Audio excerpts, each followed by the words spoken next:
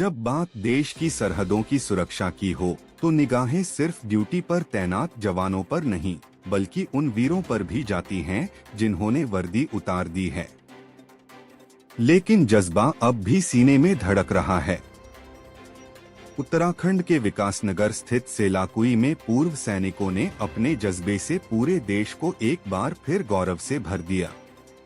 पूर्व सैनिक पर्वतीय जनकल्याण समिति के बैनर तले जुटे इन वीरों ने स्पष्ट कहा, मां भारती जब भी पुकारेगी हम फिर से वर्दी पहनने को तैयार हैं। इनमें कई सैनिक ऐसे थे जिन्होंने कारगिल, कश्मीर और पूर्वोत्तर सीमाओं पर तैनात रहते हुए बहादुरी से दुश्मनों का मुकाबला किया है। उम्र भले बढ़ी हो लेकिन जोश अब भी जवान है।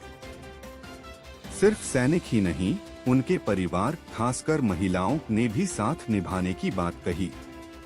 उनका कहना है, हमने देश के लिए अपने बेटे, भाई और पति को समर्पित किया है।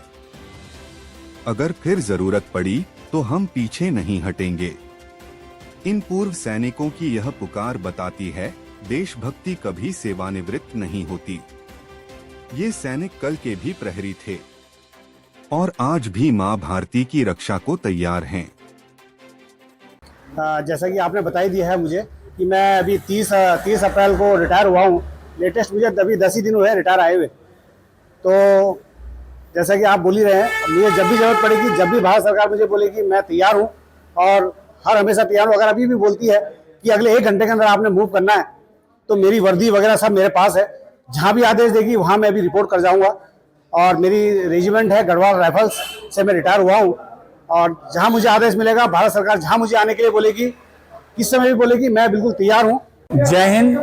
मैं पूर्व सैनिक निरंजन चौहान और आज हमने यहाँ पर पूर्व सैनिक पछुआ दून की बैठक की है और पूरे पछुआ दून से पूर्व सैनिक आ रखे थे और सबने एक सुर में ये प्रतिज्ञा ली कि हमने पूरे देश में कोने कोने में अपनी सेवाएं दी हैं। किसी ने 15 साल, किसी ने 20 साल, किसी ने 25 और 30 साल। तो हम लोगों ने सेवाएं दी है और हमने भारत माँ की सेवा की है।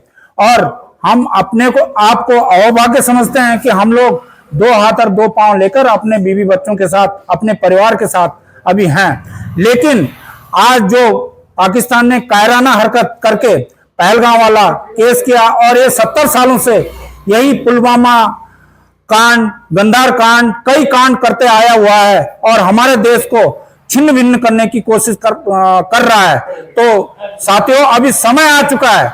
हमने सभी पूर्व सैनिकों से आह्वान किया है कि समय आ चुका है, अब हम सबको एक साथ लड़ना होगा और सरकार का साथ देना होगा, अपनी सेना का साथ देना होगा।